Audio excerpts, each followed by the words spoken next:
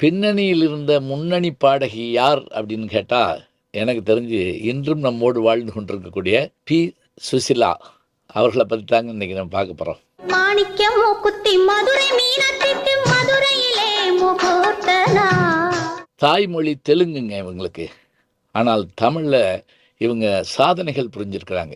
சொல்ல சொல்ல இனிக்குதடா, மலர்ந்து மலராத பாதி மலர் போல மறைந்திருந்து பார்க்கும் மர்மம் என்ன, மன்னவன் வந்தானடி தோழி.